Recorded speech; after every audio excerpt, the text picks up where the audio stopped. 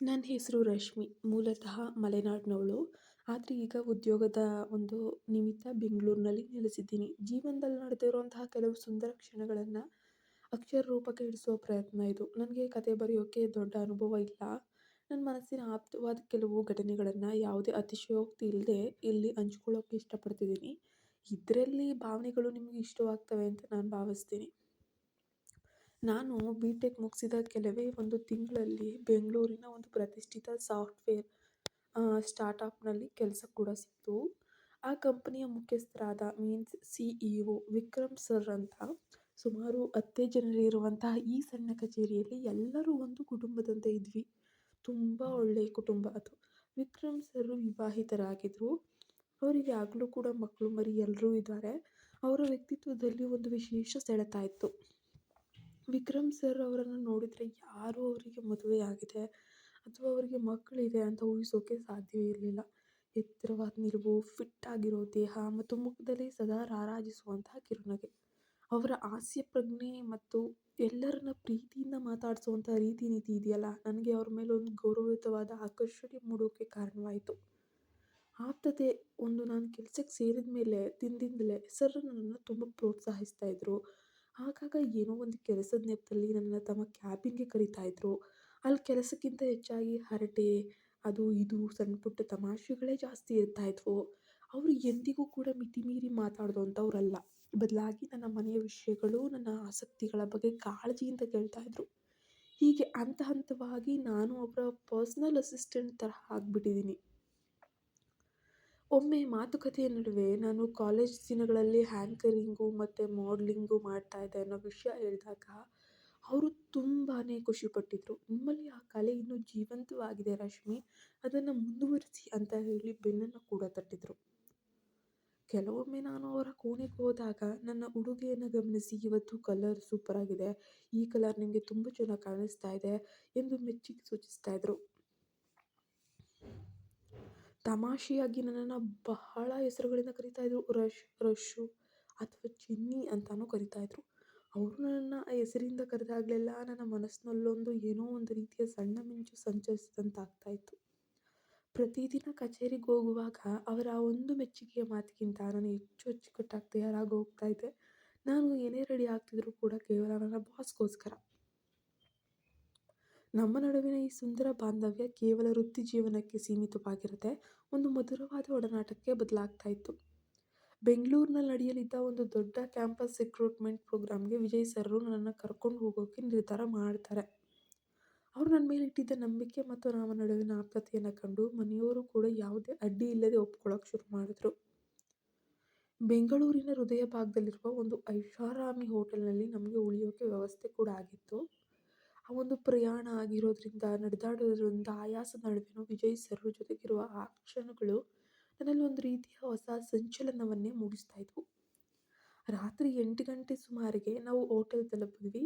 ನಾವಿಬ್ಬರ ಕೊಠಡಿಗಳು ಪಕ್ಕದಲ್ಲೇ ಇದ್ವು. ನನ್ನೊಳಗಿನ ಆ ಸೌಂದರ್ಯದ ಅರಿವು ರೂಮಿನೊಳಗೆ ಬಂದವಳೆ ಫ್ರೆಶ್ ಆಗೋಣ ಅಂತ ಹೇಳಿಬಿಟ್ಟು ಹೋಗಿ ಕನ್ನಡಿ ಮುಂದೆ ನಿಂತ್ಕೊಂಡ್ಬಿಟ್ಟೆ. ನನ್ನ ಪ್ರತಿಬಿಂಬವೇ ನನಗೆ ಒಂದು ರೀತಿಯ ಹೊಚ್ಚ ಹೊಸದಾಗಿ ಕಾಣೋಕ್ಕೆ ಶುರು ಮಾಡ್ತು. ದಿನವಿಡೀ ಪ್ರಯಾಣ ಮಾಡಿದರೂ ಕೂಡ ಮುಖದಲ್ಲಿ ಏನೋ ಒಂದು ರೀತಿಯ ಯಶಸ್ಸು, ಕಾಂತಿ ಇತ್ತು. ಕನ್ನಡಿಯಲ್ಲಿ ನನ್ನನ್ನೇ ನಾನು ನೋಡ್ಕೊಳ್ಳುತ್ತಾ ನನ್ನ ದೇಹದ ಅಂದದ ಬಗ್ಗೆ ನನಗೆ ಮೊದಲ ಬಾರಿಗೆ ಎಷ್ಟು ಹೆಮ್ಮೆ ಅನ್ನಿಸ್ತು ಅಂದರೆ, ಕಚೇರಿ ಕೆಲಸಗಳ ನಡುವೆನೂ ನಾನು ನನ್ನ ಸೌಂದರ್ಯದ ಕಡೆಗೆ ಅಷ್ಟಾಗಿ ಗಮನ ಹರಿಸ್ತಾ ಇರಲಿಲ್ಲ. ಆದರೂ ಅದು ಕನ್ನಡಿಯ ಮುಂದೆ ನಿಂತಾಗ ಜಿಮ್‌ನಲ್ಲಿ ನಾನು ಪಟ್ಟ ಶ್ರಮ ವ್ಯರ್ಥವಾಗಲಿಲ್ಲ ಅಂತ ಅನ್ನಿಸ್ತು. ಸ್ಲಿಮ್ ಆದ ನಡುವಿನ ಆಕಾರ, ಅಚ್ಚುಕಟ್ಟಾದ ಮೈಮಾಟ ನೋಡಿ ನನಗೆ ಆಶ್ಚರ್ಯ ಆಗಿತ್ತು. ಏಕಾಂತದ ಸುಂದರ ಕ್ಷಣಗಳು, ಬಿಸಿ ನೀರಿನ ಸ್ನಾನಕ್ಕಾಗಿ ನೀರು ಕಾಯಲು ಇಟ್ಟೆ. ಕನ್ನಡಿ ಮುಂದೆ ಹಾಗೆಯೇ ನಿಂತು ನನ್ನನ್ನು ನಾನು ಆಸ್ವಾದಿಸಿಕೊಳ್ತಾ ಇದ್ದೆ. ನನ್ನ ಮೈಬಣ್ಣ ಮತ್ತು ಮೈಮಾಟ ನನಗೆ ವಿಜಯ್ ಸರ್ ಪದೇ ಪದೇ ಹೇಳುವ "ನೀನು ತುಂಬ ಸುಂದರಿ ರಶ್ಮಿ" ಎಂಬ ಮಾತುಗಳನ್ನು ನೆನಪಿಸ್ತಾ ಇತ್ತು. ಆ ಕ್ಷಣದಲ್ಲಿ ವಿಜಯ್ ಸರ್ ಬಗ್ಗೆ ಮನಸ್ಸಿನಲ್ಲಿ ಮೂಡ್ತಾ ಇದ್ದಂತಹ ಭಾವನೆಗಳು ನನ್ನಲ್ಲಿ ಒಂದು ರೀತಿಯ ರೋಮಾಂಚನವನ್ನು ಉಂಟು ಮಾಡ್ತಾ ಇದ್ವು. ಸ್ನಾನಕ್ಕೆ ಹೋಗುವ ಮೊದಲು ಆ ಏಕಾಂತದಲ್ಲಿ ನನ್ನದೇ ಆದ ಲೋಕದಲ್ಲಿ ನಾನು ಕಳೆದು ಹೋಗಿದ್ದೆ. ಆ ಒಂದು ಪ್ರಶಾಂತವಾದ ರಾತ್ರಿ ಮತ್ತು ಹೋಟೆಲ್ ಕೊಠಡಿಯ ಸುವಾಸನೆ ನನ್ನ ಮನಸ್ಸನ್ನು ಮತ್ತಷ್ಟು ಹಗುರಗೊಳಿಸಿತು. ಪ್ರಯಾಣದ ಸುಸ್ತು ಎಲ್ಲೋ ಮಾಯವಾಗಿ ಮನಸ್ಸಿನಲ್ಲಿ ಒಂದು ರೀತಿಯ ಮಧುರವಾದ ಭಾವನೆ ಮೂಡಿತು. ಆ ಪ್ರವಾಸ ಕೇವಲ ಕೆಲಸಕ್ಕಷ್ಟೇ ಸೀಮಿತವಾಗದೆ ನನ್ನ ಜೀವನದಲ್ಲಿ ನೆನಪಿನ ಪುಟಗಳಲ್ಲಿ ವಿಶೇಷವಾಗಿ ಉಳಿಯಲಿದೆ ಎಂದು ಅಂದೇ ನನಗೆ ಅನಿಸ್ಬಿಡ್ತು. ನನ್ನದೇ ಆದ ಏಕಾಂತದ ಸುಖದ ಕ್ಷಣಗಳಲ್ಲಿ ಮುಳುಗಿದ್ದಾಗ ಹಠಾತ್ ಆಗಿ ಒಂದು ಫೋನ್ ರಿಂಗ್ ಆಗುತ್ತೆ.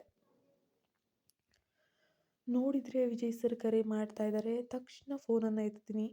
ಹೇಳಿ ಸರ್ ಅಂದೆ. ರಶ್ಮಿ, ಫ್ರೀ ಇದ್ರೆ ಒಂದ್ಸಲ ಇಲ್ಲಿಗೆ ಬಂದು ಹೋಗ್ತೀರಾ? ನಾಳೆ ಇಂಟರ್ವ್ಯೂ ಬಗ್ಗೆ ಸ್ವಲ್ಪ ಪ್ಲ್ಯಾನ್ ಮಾಡಬೇಕಾಗಿದೆ ಅಂತ ಅಂದರು ಅವರ ಆ ಗಂಭೀರ ಧ್ವನಿಯಲ್ಲಿ. ಓಕೆ ಓಕೆ, ಖಂಡಿತ ಸರ್, ಈಗಲೇ ಬರ್ತಾ ಇದ್ದೀನಿ ಅಂತ ಹೇಳಿ ಫೋನನ್ನು ಇಟ್ಟೆ. ಮನಸ್ಸಿನಲ್ಲಿದ್ದ ತುಂಟ ಆಲೋಚನೆಗಳನ್ನು ಸದ್ಯಕ್ಕೆ ಬದಿಗೊತ್ತಿ ಬೇಗನೆ ಸ್ನಾನವನ್ನೆಲ್ಲ ಮುಗಿಸ್ಕೊಂಡೆ. ಅಂದವಾದ ಲಾಂಗ್ ಸ್ಕರ್ಟ್ ಮತ್ತು ಟಾಪನ್ನು ಧರಿಸಿದೆ. ಕೂದಲನ್ನು ಅಚ್ಚುಕಟ್ಟಾಗಿ ಬಾಚಿಕೊಂಡು ಅವರ ರೂಮಿನ ಕಡೆ ಹೆಜ್ಜೆ ಕೂಡ ಹಾಕ್ತೆ. ನಾನು ಹೋದಾಗ ಅವರು ಟೀ ಶರ್ಟ್ ಆಫ್ ಪ್ಯಾಂಟ್ನಲ್ಲಿ ಕ್ಯಾಶುಯಲ್ ಹಾಕೊಂಡ್ರು. ಬನ್ನಿ ರಶ್ಮಿ, ಮೊದಲು ಕೆಳಗೆ ಹೋಗಿ ಡಿನ್ನರ್ ಮುಗಿಸ್ಕೊಂಡು ಹೊಟ್ಟೆ ತುಂಬಿಸ್ಕೊಂಡು ಬಂದುಬಿಡೋಣ, ಆಮೇಲೆ ಮಾತಾಡೋಣ ಅಂತ ಅಂದರು. ಹೋಟೆಲ್ನ ರೆಸ್ಟೋರೆಂಟ್ ತುಂಬ ಅಂದರೆ ತುಂಬ ಹೈಫೈ ಸುಂದರವಾಗಿತ್ತು. ನಮಗೆ ಇಷ್ಟವಾದ ಚಿಕನ್ ಡಿನ್ನರ್ ಆರ್ಡರ್ ಕೂಡ ಮಾಡಿದ್ವಿ. ಊಟ ಮಾಡುವಾಗಲೂ ನನ್ನ ಕಣ್ಣುಗಳು ಪದೇ ಪದೇ ಅವರ ಮುಖವನ್ನೇ ನೋಡ್ತಾ ಇದ್ವು.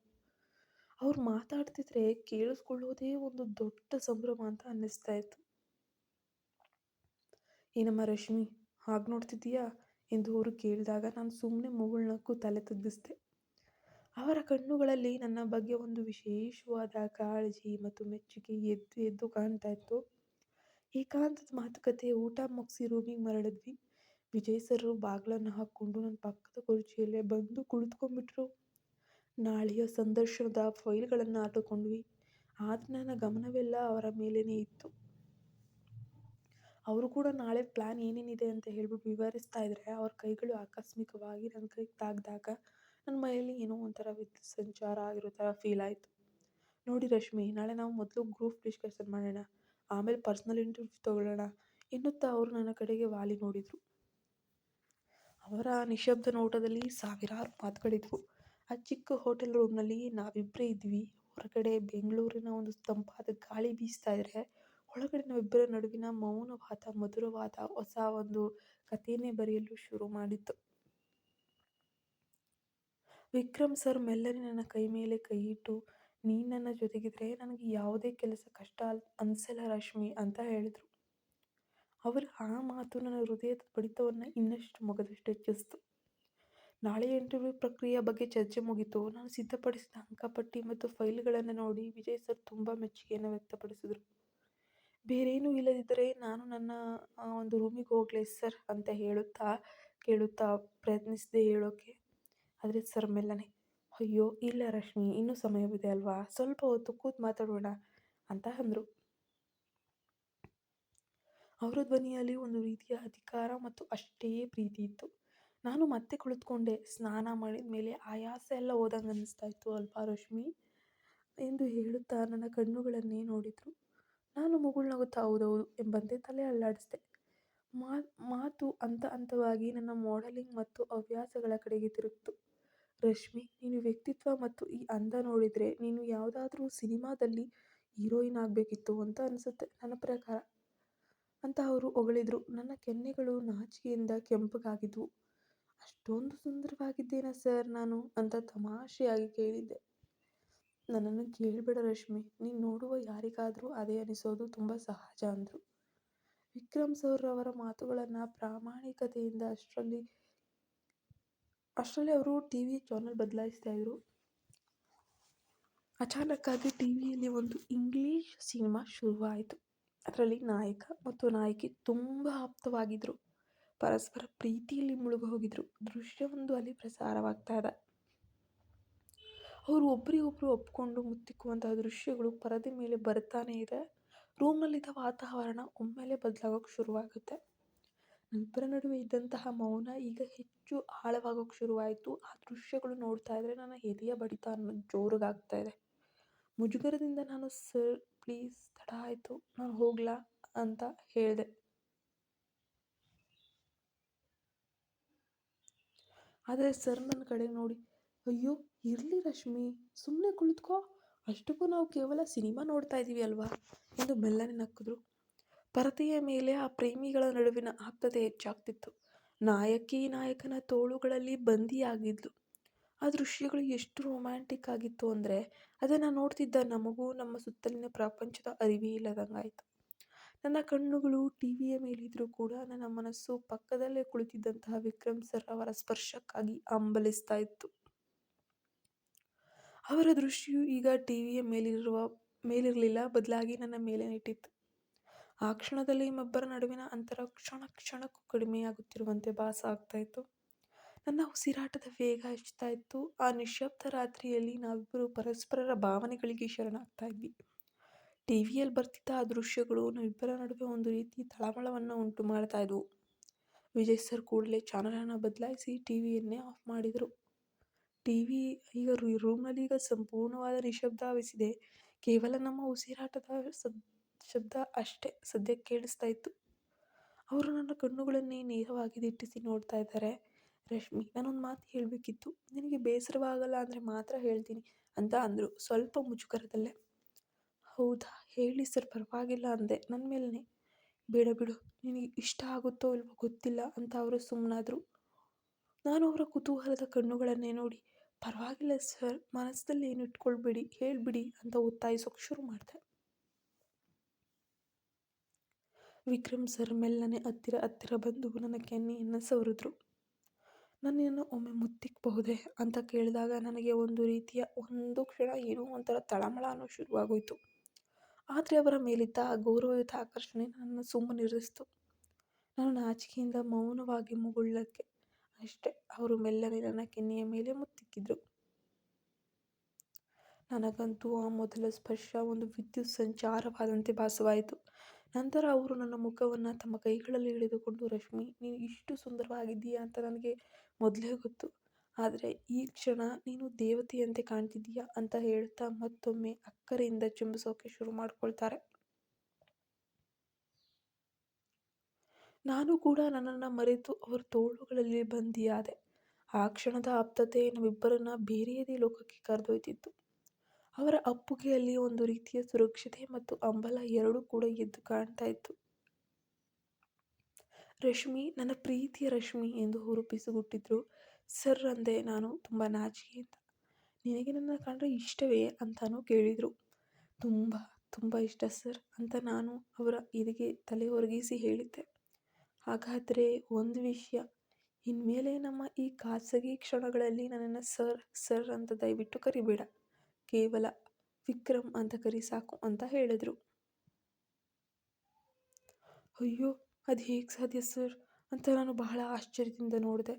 ಯಾಕೆ ಹಾಗಲ್ಲ, ಈಗ ನಾವಿಬ್ಬರು ಕೇವಲ ಇಬ್ಬರು ಆತ್ಮೀಯ ಗೆಳೆಯರು ಅಷ್ಟೆ. ಪ್ಲೀಸ್ ರಶ್ಮಿ, ಒಂದ್ಸಲ ಕರಿ ಅಂತ ಅವರು ಆಟ ಹಿಡಿತಿದ್ರು. ಅವರ ಈ ಪ್ರೀತಿಯ ಆಟಕ್ಕೆ ಸೋತು ನಾನು ಮೆಲ್ಲನೆ ಸರಿ ವಿಕ್ರಮ್ ಅಂದಾಗ ಅವರು ನನ್ನ ಮತ್ತಷ್ಟು ಗಟ್ಟಿಯಾಗಿ ಅಪ್ಪಿಕೊಂಡಿದ್ರು. ಆ ರಾತ್ರಿ ಕೆಲಸದ ಒತ್ತಡಗಳೆಲ್ಲವೂ ಮರೆತು ಹೋಗಿದ್ವು. ಕೇವಲ ಇಬ್ಬರ ನಡುವಿನ ಆ ಹೊಸ ಅನುಬಂಧವಷ್ಟೇ ಜೀವಂತವಾಗಿತ್ತು. ಸರ್ ಅಂತ ಕರಿಬೇಡ ರಶ್ಮಿ, ವಿಜಯ್ ಅಂತಲೇ ಕರಿ ಎಂದು ಅವರು ಪಿಸುಗುಟ್ಟುತ್ತಾ ನನ್ನನ್ನು ಮತ್ತಷ್ಟು ಹತ್ತಿರಕ್ಕೆ ಎಳೆದುಕೊಳ್ಳೋಕೆ ಶುರು ಮಾಡಿಕೊಂಡ್ರು. ಕೊನೆಗೂ ನನ್ನ ಸಂಕೋಚದ ಅಣೆಕಟ್ಟು ಹೊಡೆಯಿತು. ನಾನು ಕೂಡ ಎಲ್ಲವನ್ನ ಮರೆತು ಅವ್ರ ಕಣ್ಣುಗಳನ್ನು ನೋಡುತ್ತಾ ವಿಜಯ್ ಅಂದೆ. ಆ ಹೆಸರಿನಲ್ಲಿ ಒಂದು ರೀತಿಯ ಹೊಸ ಹಕ್ಕು, ಆಪ್ತತೆ, ಸ್ನೇಹ ಎಲ್ಲವೂ ಕಾಣ್ತಿತ್ತು. ಅವರು ನನ್ನ ಅಪ್ಕೊಂಡು ರೀತಿ, ಅವರ ಬೆಚ್ಚಗಿನ ಉಸಿರಾಟ ನನ್ನ ಕತ್ತಿನ ಮೇಲೆ ತಾಗ್ತಾ ಇದ್ರೆ ನಾನು ಜಗತ್ತನ್ನೇ ಮರೆತು ಹೋಗಿದ್ದೀನಿ. ಅವರು ನನ್ನ ಕೂದಲನ್ನು ಸವರುತ್ತಾ ನನ್ನ ಮುದ್ದಾದ ರಶ್ಮಿ ನೀನು ಎಂದು ಹೊಗಳ್ತಾ ಇದ್ರೆ ಮನಸ್ಸು ಸುಖದ ಅಲೆಗಳಲ್ಲಿ ತೇಲ್ತಾ ಇತ್ತು. ಅವರ ಕೈಗಳು ನನ್ನ ತೋಳುಗಳ ಮೇಲೆ ಮೆಲ್ಲನೆ ಸಂಚರಿಸ್ತಾ ಇದ್ವು. ಅವರ ಪ್ರತಿಯೊಂದು ಸ್ಪರ್ಶದಲ್ಲೂ ಕೂಡ ಒಂದು ರೀತಿಯ ಪ್ರೀತಿ ಮತ್ತು ಹಂಬಲವಿತ್ತು. ನಮ್ಮ ನಡುವಿನ ಈ ಆಪ್ತತೆ ಈಗ ಕೇವಲ ಮಾತುಗಳಿಗೆ ಸೀಮಿತವಾಗಿರಲಿಲ್ಲ. ವಿಜಯ್ ಮೆಲ್ಲನೆ ನನ್ನ ಟಾಪ್ನ ಗುಂಡಿಗಳನ್ನು ಸಡಿಲಗೊಳಿಸ್ತಾ ಬಂದರು. ನನಗೆ ಒಂದು ಕ್ಷಣ ಮುಜುಗರ ಆಯಿತು, ಭಯ ಆಯಿತು. ವಿಜಯ್ ಲೈಟ್ ಆಫ್ ಮಾಡಿ ಪ್ಲೀಸ್ ಅಂತ ವಿನಂತಿಸಿದೆ. ಅವರು ಮುಗುಳ್ನಗುತ್ತಾ ಮುಖ್ಯ ದೀಪವನ್ನೇ ಆಫ್ ಮಾಡಿದ್ರು. ಈಗ ರೂಮ್ನಲ್ಲಿ ಕೇವಲ ಕಿಟಕಿಯ ಹೊರಗಿನಿಂದ ಬರ್ತಾ ಇದ್ದಂತಹ ಮಂದ ಬೆಳಕು ಮತ್ತು ಶೂನ್ಯದ ನಡುವೆ ಇಬ್ಬರ ನೆರಳುಗಳು ಮಾತ್ರ ಕಾಣ್ತಾ ಇದ್ವು. ಆ ಅರೆ ಬೆಳಕಿನಲ್ಲಿ ಎಲ್ಲವೂ ಒಂದು ಸುಂದರ ಕವಿತೆಯಂತೆ ಭಾಸವಾಗ್ತಾ ಇತ್ತು. ಅವರು ಅದನ್ನು ಸಡಿಲಗೊಳಿಸಿ ನನ್ನ ಅಂದವನ್ನು ಕಣ್ಣಾರೆ ಆಸ್ವಾದಿಸುತ್ತಾ ಮುತ್ತಿನ ಮಳೆಯನ್ನೇ ಹೇಳಿದ್ರು. ಅವರ ಪ್ರತಿಯೊಂದು ಚುಂಬನವೂ ಕೂಡ ನನ್ನಲ್ಲಿ ಹೊಸ ಸಂಚಲನವನ್ನೇ ಮೂಡಿಸ್ತಾ ಇದ್ವು. ವಿಜಯ್ ಕೂಡ ತಮ್ಮ ಟೀ ಶರ್ಟನ್ನು ತೆಗೆದು ನನ್ನ ಗಟ್ಟಿಯಾಗಿ ಅಪ್ಕೊಂಡಿದ್ರು. ಅವರ ಬಲಿಷ್ಠವಾದ ಎದೆಗೆ ನನ್ನ ಮೃದುವಾದ ಮೈ ತಾಗ್ದಾಗ ಇಡೀ ಪ್ರಪಂಚವೇ ಅಲ್ಲಿಗೆ ಸ್ಥಗಿತಗೊಂಡಂತೆ ಅಂತ ನನಗನ್ನಿಸ್ತಾ ಇತ್ತು. ನಾವಿಬ್ಬರೇ ಹಾಸಿಗೆ ಮೇಲೆ ಕುಳಿತುಕೊಂಡು ಒಬ್ರಿಗೊಬ್ರು ಪರಸ್ಪರರ ಬೆಚ್ಚಗಿನ ಅಪ್ಪಿಗೆಯಲ್ಲಿ ಕಳೆದು ಹೋಗ್ತಾ ಇದ್ವಿ. ಕೇವಲ ಒಬ್ಬ ಪುರುಷ ಮತ್ತು ಒಬ್ಬ ಮಹಿಳೆ ನಡುವಿನ ನೈಸರ್ಗಿಕವಾದ ಆಕರ್ಷಣೆ ಮತ್ತು ಪ್ರೀತಿಯಲ್ಲಿ ತಾಂಡವವಾಡ್ತಾ ಇತ್ತು. ಆ ರಾತ್ರಿಯ ತಂಗಾಳಿ ನಮಗೆ ಹೊಸ ಚೈತನ್ಯ ನೀಡ್ತಾ ಇದ್ರೆ ನಮ್ಮಿಬ್ಬರ ಹೃದಯ ಬಡಿತಗಳು ಒಂದೇ ಲಯದಲ್ಲಿ ಮಿಡಿತಾ ಇದ್ವು. ವಿಕ್ರಮ್ ಅವರ ಪ್ರತಿಯೊಂದು ಸ್ಪರ್ಶದಲ್ಲೂ ಗೌರವವಿತ್ತು, ಅಷ್ಟೇ ಮಧುರವಾದ ಪ್ರಣಯವಿತ್ತು. ಆ ಒಂದು ಕ್ಷಣದಲ್ಲಿ ನಾನು ಕೇವಲ ರಶ್ಮಿ ಆಗಿದ್ದೆ, ಅವರು ಕೇವಲ ನನ್ನ ವಿಜಯ್ ಆಗಿದ್ರು. ಕೆಲಸ, ಉದ್ಯೋಗ, ಸಮಾಜ ಎಲ್ಲವೂ ಆ ರೂಮಿನ ಹೊರಗೆ ಉಳಿದು ಹೋಗಿದ್ವು. ಆ ರಾತ್ರಿಯ ಮೌನದಲ್ಲಿ ನಮ್ಮಿಬ್ಬರ ಉಸಿರಾಟದ ಸದ್ದು ಮಾತ್ರ ಕೇಳಿಸ್ತಾ ಇತ್ತು. ವಿಜಯ್ ಅವರ ಬೆಚ್ಚಗಿನ ಅಪ್ಪುಗೆಯಲ್ಲಿ ನಾನು ನನ್ನನ್ನು ಸಂಪೂರ್ಣವಾಗಿ ಮರೆತಿದ್ದೆ. ಅವರು ಮೆಲ್ಲನೆ ನನ್ನ ಸ್ಕರ್ಟ್ ಸಡಿಲಗೊಳಿಸಿದಾಗ ಒಂದು ಕ್ಷಣ ನಡುಕ ಉಂಟಾದರೂ ಅವರ ಮೇಲಿದ್ದ ಅನುರಾಗ ನನ್ನನ್ನು ಮೌನವಾಗಿಸಿತು. ಈಗ ನಾನು ಕೇವಲ ಕನಿಷ್ಠ ಉಡುಪಿನಲ್ಲಿದ್ದೆ. ನನ್ನ ಮೈಮಾಟ ಆ ಅರೆಬೆಳಕಿನಲ್ಲಿ ಅವರ ಕಣ್ಣುಗಳಿಗೆ ಹಬ್ಬದಂತೆ ಕಾಣ್ತಾ ಇತ್ತು. ವಿಜಯ್ ಕೂಡ ತಮ್ಮ ಉಡುಪುಗಳನ್ನು ಬದಿಗೊತ್ತಿ ಕೇವಲ ಬ್ರೀಫ್ನಲ್ಲಿ ನನ್ನ ಮುಂದೆ ನಿಂತಿದ್ರು. ಅವರ ಬಲಿಷ್ಠ ವ್ಯಕ್ತಿತ್ವ, ನನ್ನ ಮೇಲಿದ್ದ ಅವರ ಪ್ರೀತಿಯ ನೋಟ ನನ್ನಲ್ಲಿ ಹೊಸ ಸಂಚಲನವನ್ನು ಮೂಡಿಸಿತು. ರಶ್ಮಿ, ನನ್ನ ಮುದ್ದಾದ ರಶ್ಮಿ ಅಂತ ಪಿಸುಗುಟ್ಟುತ್ತಾ ಅವರು ನನ್ನನ್ನು ತಮ್ಮ ಮಡಿಲಿಗೆ ಎಳೆದುಕೊಂಡಿದ್ರು. ಅವರ ಬೆರಳುಗಳು ಮೆಲ್ಲನೆ ನನ್ನ ಹೊಟ್ಟೆಯ ಮೇಲ್ಭಾಗದಿಂದ ಕೆಳಗೆ ಚಲಿಸ್ತಾ ನನ್ನ ಅಂಚನ್ನು ತಲುಪಿದಾಗ ಆ ಬೆಳಕಿನಲ್ಲಿ ಆ ಬೆಚ್ಚಗಿನ ಸ್ಪರ್ಶ ತಾಕಿದ ಕ್ಷಣ ಇಡೀ ದೇಹದಲ್ಲಿ ಮಿಂಚು ಸಂಚರಿಸಿದಂತಾಯಿತು. ಅವರ ಬೆರಳುಗಳು ನನ್ನ ಮದನ ಪುಷ್ಪದ ಮಧುರವಾದ ತೇವಾಂಶವನ್ನು ಸ್ಪರ್ಶಿಸಿದಾಗ ನನಗೆ ಅರಿವಿಲ್ಲದೆಯೇ ನನ್ನ ಬಾಯಿಯಿಂದ ಸಣ್ಣದೊಂದು ಉಸಿರು ಹೊರಬಂತು. ಅದು ಸುಖ ಮತ್ತು ಸಂಕೋಚದ ಮಿಶ್ರಣವಾಗಿತ್ತು. ಅವರ ಕೆಲಸವನ್ನು ಅವರು ಮಾಡ್ತಾನೇ ಇದ್ರು. ಈಗ ನಾನು ಅವರ ಮುಂದೆ ಸಂಪೂರ್ಣವಾಗಿ ಅನಾಚ್ಛಾದಿತಳಾಗಿದ್ದೆ. ವಿಜಯ್ ಕೂಡ ಅಷ್ಟೇ. ಪ್ಲೀಸ್ ಈ ಸಣ್ಣ ಲೈಟ್ ಕೂಡ ಆಫ್ ಮಾಡಿ ಅಂತ ವಿನಂತಿಸಿದೆ. ಸಂಕೋಚದಿಂದ ನನ್ನನ್ನು ನಾನು ಮುಚ್ಚಿಕೊಳ್ಳಲು ಬಹಳ ಪ್ರಯತ್ನ ಪಡ್ತಾ ಇದ್ದೆ. ಮೆಚ್ಚುಗೆಯ ಮಾತುಗಳು. ವಿಜಯ್ ನನ್ನ ಕೈಗಳನ್ನು ಪಕ್ಕಕ್ಕೆ ಇರಿಸ್ಬಿಟ್ಟು ಮೆಲ್ಲಗೆ ಪಕ್ಕಕ್ಕೆ ಸರಿಸಿ, ಬೇಡ ರಶ್ಮಿ, ಈ ಮಂದ ಬೆಳಕಿನಲ್ಲಿ ನೀನು ಸಾಕ್ಷಾತ್ ಅಪ್ಸರೆ ಥರ, ದೇವತೆ ಥರ ಕಾಣ್ತಾ ಇದೆಯಾ. ನಿನ್ನ ಈ ಸೌಂದರ್ಯವನ್ನು ಕಣ್ತುಂಬಿಕೊಳ್ಳಲು ನನಗೆ ಬಿಡು, ಪ್ಲೀಸ್ ನನಗೊಂದು ಅವಕಾಶ ಕೊಡು ಅಂತ ವಿನಂತಿಸ್ಕೊಳಿದ್ರು. ಅವರ ಆರಾಧನೆಯ ನೋಟ ಕಂಡಾಗ ನನ್ನಲ್ಲಿದ್ದ ಸಂಕೋಚವೆಲ್ಲ ಕರಗಿ ನೀರಾಗಿ ಹರಿದು ಹೋಯಿತು. ಅವರು ನನ್ನನ್ನು ಗಟ್ಟಿಯಾಗಿ ಅಪ್ಪಿಕೊಂಡು ಮುತ್ತಿನ ಮಳೆಗರೆತಾ ಇದ್ರೆ ನಾನು ನನ್ನ ಎಲ್ಲ ನಿಯಂತ್ರಣಗಳನ್ನು ಕಳೆದುಕೊಂಡು ಅವರ ಪ್ರೀತಿಯ ಸಾಗರದಲ್ಲಿ ತೇಲೋಕೆ ಆರಂಭಿಸಿದೆ. ಆ ರಾತ್ರಿ ಕೇವಲ ದೈಹಿಕ ಆಕರ್ಷಣೆಯಲ್ಲ, ಬದಲಿಗೆ ಇಬ್ಬರು ವ್ಯಕ್ತಿಗಳ ನಡುವಿನ ಒಂದು ಪ್ರೀತಿ ಇತ್ತು ಅಷ್ಟೆ. ಸಮ್ಮಿಲನ, ಪ್ರಪಂಚದ ಅರಿವಿಲ್ಲದೆ ಕೇವಲ ಒಬ್ಬರಿಗೊಬ್ಬರು ಎನ್ನುವಂತೆ ಆ ಮಧುರ ಕ್ಷಣಗಳು ಮುಂದುವರಿದವು. ಆ ರಾತ್ರಿಯ ಮೌನದಲ್ಲಿ ನಮ್ಮಿಬ್ಬರ ಭಾವನೆಗಳು ಕಟ್ಟಿ ಹಿಡಿದಿದ್ವು. ವಿಜಯ್ ಮೆಲ್ಲನೆ ಹಾಸಿಗೆಯ ಮೇಲೆ ನನ್ನ ಪಕ್ಕದಲ್ಲೇ ಮಲಗಿ ನನ್ನನ್ನು ಬಿಗಿಯಾಗಿ ಅಪ್ಪಿಕೊಂಡ್ರು. ಅವರ ಬೆಚ್ಚಗಿನ ಸ್ಪರ್ಶ, ನನ್ನ ಉಸಿರಾಟ ನನ್ನಲ್ಲಿ ಹೊಸದೇ ಲೋಕವನ್ನೇ ಸೃಷ್ಟಿಸಿತು. ರಶ್ಮಿ, ಈ ಕ್ಷಣಗಳನ್ನು ನಾವು ಒಂದು ಸುಂದರ ನೆನಪಾಗಿ ಆಸ್ವಾದಿಸೋಣ, ಸಂಕೋಚ ಬೇಡ ಎಂದು ಅವರು ಪಿಸುಗುಟ್ಟಾಗ ನನ್ನಲ್ಲಿದ್ದಂತಹ ಕೊನೆಯ ಅಳುಕು ಕೂಡ ಕರಗಿ ನೀರಾಗೋಯಿತು. ಅವರ ಕೈಗಳು ನನ್ನ ಮೈಮಾಟವನ್ನು ಹರಿತಿದ್ರೆ ನಾನು ಅವರ ಬಲಿಷ್ಠವಾದ ತೋಳುಗಳನ್ನು ಸುರಕ್ಷಿತವಾಗಿದ್ದೇನೆ ಅನ್ನುವಂತಹ ಭಾವನೆ ನನ್ನಲ್ಲಿ ಮೂಡೋಕೆ ಶುರುವಾಯಿತು. ನನ್ನ ಕೈಗಳು ಸಹಜವಾಗಿ ಅವರತ್ತ ಚಲಿಸ್ತಾ ಇದ್ದಾವೆ. ಅವರ ಒಂದು ಮೇಲೆ ಕೈ ಇಟ್ಟಾಗ ನನಗೆ ಒಂದು ವಿಶಿಷ್ಟವಾದ ಅನುಭವ ಆಯಿತು. ಈ ಮೊದಲು ಯಾವತ್ತೂ ಕೂಡ ನನಗೆ ಮೊದಲು ಗೆಳೆಯನಿದ್ರು ಕೂಡ ದೈಹಿಕವಾಗಿ ಇಷ್ಟು ಹತ್ತಿರವಾಗಿದ್ದು ನನಗೆ ಆ ಧೈರ್ಯ ಬಂದೇ ಇರಲಿಲ್ಲ. ಇದೇ ಮೊದಲು. ಆ ಪುರುಷತ್ವದ ಸ್ಪರ್ಶ ನನ್ನಲ್ಲಿ ಅತೀವವಾದ ರೋಮಾಂಚನವನ್ನು ಉಂಟು ಮಾಡಿತು. ನಾನು ಅವರನ್ನೇ ದಿಟ್ಟಿಸಿ ನೋಡುತ್ತಾ ಅಷ್ಟ ಉತ್ಸಾಹದಿಂದ ಅವರಿಗೆ ಮುತ್ತಿಟ್ಟಿದ್ದೆ. ಈ ಕತೆ ಮುಂದುವರಿಯುತ್ತೆ. ಈ ಕತೆ ಬಗ್ಗೆ ನಿಮ್ಗೇನಾದರೂ ಅಭಿಪ್ರಾಯ ಇದ್ದರೆ ಕಮೆಂಟಲ್ಲಿ ತಿಳಿಸಿ. ಆ್ಯಂಡ್ ಕತೆ ಬೇಕು ಅಂದರೆ ದಯವಿಟ್ಟು ಪಾರ್ಟ್ 2 ಅಂತ ಕಮೆಂಟ್ ಮಾಡಿ.